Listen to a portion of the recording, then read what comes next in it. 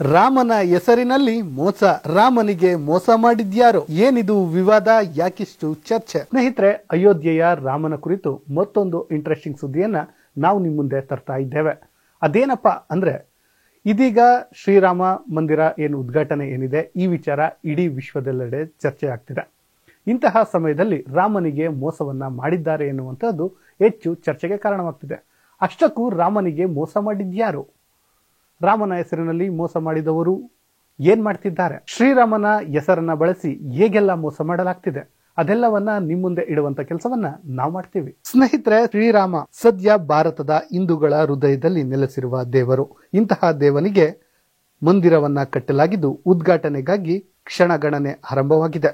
ಇಡೀ ವಿಶ್ವವೇ ಇದಕ್ಕಾಗಿ ಕಾಯುತ್ತಿದೆ. ಇದೇ ಜನವರಿ 22ರಂದು ಉದ್ಘಾಟನೆಗೆ ಮುಹೂರ್ತ ಕೂಡ ಫಿಕ್ಸ್ ಆಗಿದ್ದು, ಆ ಕ್ಷಣಕ್ಕಾಗಿ 130ಕ್ಕೂ ಹೆಚ್ಚು ಕೋಟಿ ಹಿಂದೂಗಳು ಕಾಯುತ್ತಿರುವುದು ನಿಮ್ಮೆಲ್ಲರಿಗೂ ಗೊತ್ತಿರುವಂತಹದ್ದೇ.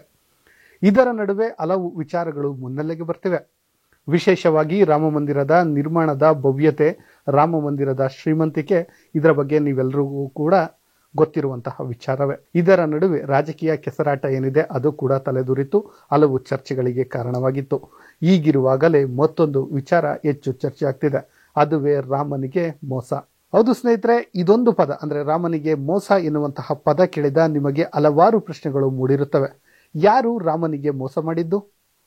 ಅಂತಹ ಮೋಸ ಎಂತಹದ್ದು? ರಾಜಕಾರಣಿಗಳು ಮೋಸ ಮಾಡಿದ್ರ, ಇಲ್ಲ ದೇವಾಲಯದ ಮಂದಿ ಮಾಡಿದ್ರ, ಮತ್ಯಾರು ಮಾಡಿದ್ರು? ಏನಿದು?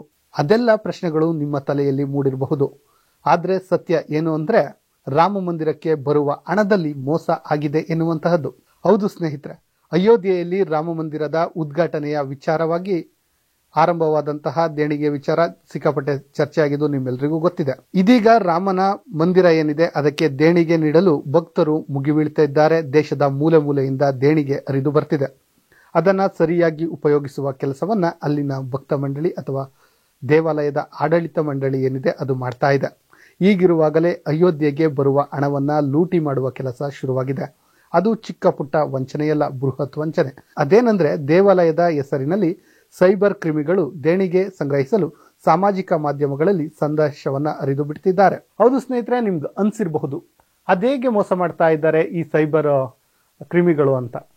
ಸ್ನೇಹಿತರೆ, ಏನಿಲ್ಲ, ಅವ್ರೇನ್ ಮಾಡ್ತಾ ಇದ್ದಾರೆ ಅಂದ್ರೆ, ಈಗ ಸೋಷಿಯಲ್ ಮೀಡಿಯಾದಲ್ಲಿ ಎಲ್ಲಾ ಕಡೆ ಒಂದು ಪೋಸ್ಟರ್ ಅನ್ನ ಹರಿಬಿಡ್ತಾ ಇದ್ದಾರೆ. ಅದೇನಪ್ಪ ಅಂದ್ರೆ, ಒಂದು ಸ್ಕ್ಯಾನರ್ ಅನ್ನ, ಅಂದ್ರೆ ಒಂದು ನಾವೆಲ್ಲ ಗೊತ್ತಿದೆಯಲ್ಲ, UPI ಇರಬಹುದು, ಅಂದ್ರೆ ಫೋನ್ ಪೇ ಇರಬಹುದು, ಗೂಗಲ್ ಪೇ ಇರಬಹುದು, ಭೀಮ್ ಆ್ಯಪ್ ಇರಬಹುದು.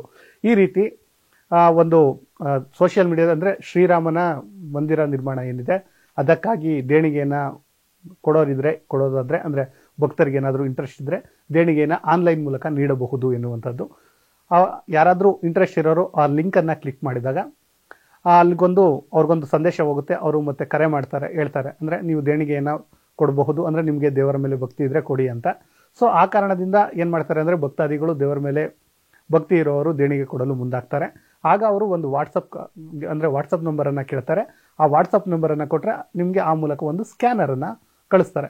ಅದಕ್ಕೆ ಸ್ಕ್ಯಾನ್ ಮಾಡಿ ನೀವೇನಾದ್ರೂ ಹಣವನ್ನ ಹಾಕಿದ್ರೆ ಅದು ಅದು ಶ್ರೀರಾಮ ಮಂದಿರಕ್ಕೆ ಹೋಗೋದಿಲ್ಲ. ಯಾಕಂದ್ರೆ ಇದೀಗ ಶ್ರೀರಾಮ ಮಂದಿರ ಏನಿದೆ ಅದರ ಮಂಡಳಿಯ ಕೆಲವರು ಈ ಸುದ್ದಿ ತಿಳಿದ ಬಳಿಕ ಇಂತಹದೊಂದು ಮಾಹಿತಿಯನ್ನು ಕೊಟ್ಟಿದ್ದಾರೆ. ನಾವು ಯಾವುದೇ ಸೋಷಿಯಲ್ ಮೀಡಿಯಾದಲ್ಲಿ ಅಂದ್ರೆ ದುಡ್ಡನ್ನ, ಅಂದ್ರೆ ಹಣವನ್ನ ಅಥವಾ ದೇಣಿಗೆಯನ್ನ ತೆಗೆದುಕೊಳ್ತಿಲ್ಲ ಎನ್ನುವಂತಹ ಮಾಹಿತಿಯನ್ನ ಹರಿದು ಬಿಟ್ಟಿದ್ದಾರೆ. ಸೊ ಈ ವಿಚಾರ ಏನಿದೆ ಇದು ಮೊದಲಿಗೆ ಅಂದ್ರೆ ವಿಶ್ವ ಹಿಂದೂ ಪರಿಷತ್ನ ಕಾರ್ಯಕರ್ತರಿಗೆ ತಿಳಿಯುತ್ತೆ. ಸೊ ಆ ಕಾರಣದಿಂದ ಅವ್ರು ಏನ್ ಮಾಡ್ತಾರೆ ಅಂದ್ರೆ, ಆ ಕಾರ್ಯಕರ್ತರು ಸೊ ಯಾರು ಈ ರೀತಿ ಮಾಡಿರ್ತಾರೋ ಅವರಿಗೆ ಕರೆ ಮಾಡ್ತಾರೆ. ಅಂದ್ರೆ ನಾವು ಈಗ 11,000 ಅಮೌಂಟ್ ಅನ್ನ ನಮ್ಮ ಹತ್ರ ಇದೆ, ನಾವು ಶ್ರೀರಾಮ ಮಂದಿರ ಏನಿದೆ ಅದಕ್ಕೆ ದೇಣಿಗೆಯಾಗಿ ಕೊಡ್ತೀವಿ ಅಂತ ಹೇಳುತ್ತೆ. ಸೊ ಕರೆ ಮಾಡಿದಾತ ಪುಣ್ಯಾತ್ಮ ಇರ್ತಾನಲ್ಲ, ಯಾರು ಈ ವಂಚಕ, ಆತ ಹೇಳ್ತಾನೆ, ಸರ್ ನಿಮ್ಮ ನಂಬರ್ ಅನ್ನ ಕೊಡಿ, ನಾವು ವಾಟ್ಸಪ್ ಅಲ್ಲಿ ಒಂದು ಸ್ಕ್ಯಾನರ್ ಕಳಿಸ್ತೀವಿ, ಅದಕ್ಕೆ ನೀವು ಏನಾದ್ರೂ ಫೋನ್ ಪೇ ಮಾಡಿದ್ರೆ ಸೊ ನಿಮ್ಮ ಹಣ ಶ್ರೀರಾಮ ಮಂದಿರ ಮಂಡಳಿ ಏನಿದೆ ಅಲ್ಲಿಗೆ ಸೇರುತ್ತೆ ಅಂತ ಹೇಳ್ತಾನೆ.